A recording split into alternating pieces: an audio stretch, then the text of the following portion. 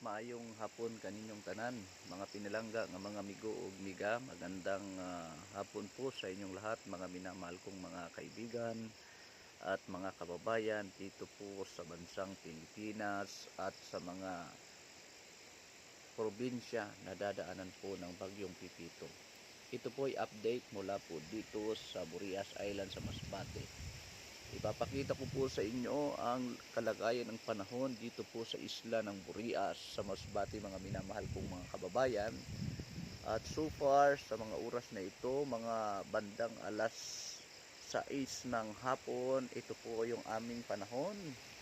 Medyo mapapansin nyo na po ang rumaragasang hangin at sa bandang kanluran, yan po ay makikita po ninyo ang kulay yelong kalangitan. So titingnan po ninyo ngayon dito ay talagang mayroon na pong mga pabugso-bugsong hangin. Tayo po ngayon ay nasa barangay po ng Hintina at makikita po ninyo na medyo lumalakas po ang hangin sa mga oras na ito, mga minamahal kong mga kababayan. At ito po ay we are expecting for the typhoon to landfall at exactly 12 midnight, no? Dito po sa isla ng Burias, Masbate. Okay, so yan po ngayon yung ating update, mga minamahal kong mga kababayan. At so far ang ating pong mga officials, barangay officials at lalo na ang ating pong local government unit, ay handa na. Ginagawa po nila ang lahat para maipahatid ng buong buo ang impormasyon patungkol po sa parating na bagyo, mga minamahal kong mga kababayan. At ngayon po, yan po yung ating update dito po sa kalagayan ng panahon dito po sa Burias Island sa Masbate. So ngayon ay padilim na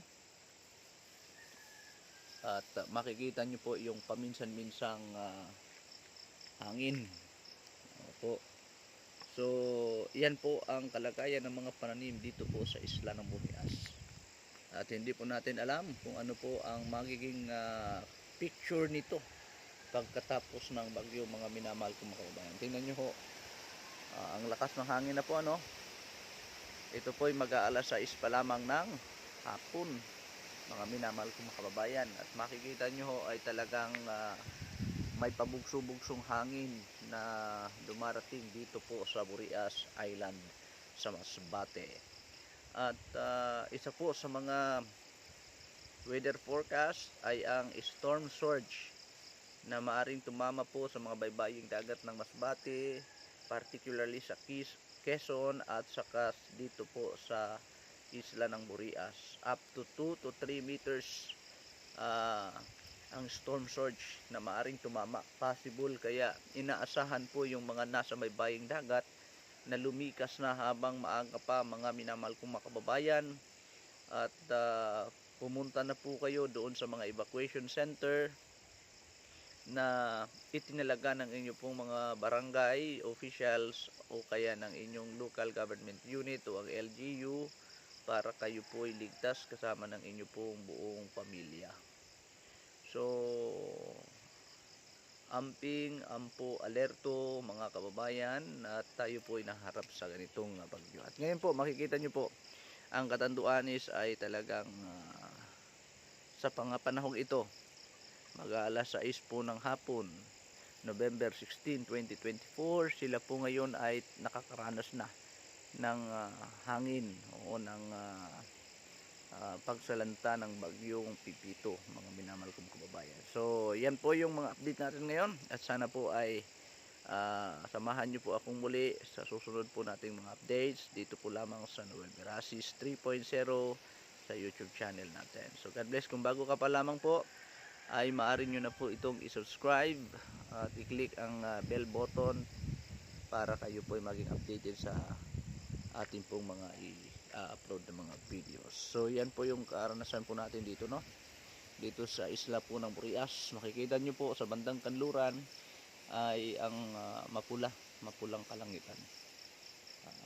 maaring ang siyensya ay may paliwanag dito, ngunit sa ngayon ay talagang ayon po sa weather forecast ay talagang mayroong signal na darating dito po sa Burias Island sa Masbate.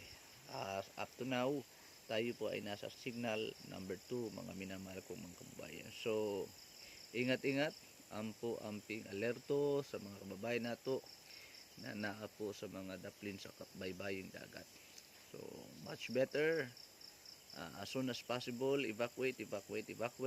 At pumunta po kayo sa mga lugar na medyo mataas na bahagi ng lugar, o kaya doon po sa mga evacuation center na itinalaga po ng inyong mga barangay officials o kaya ng inyong pong local government unit.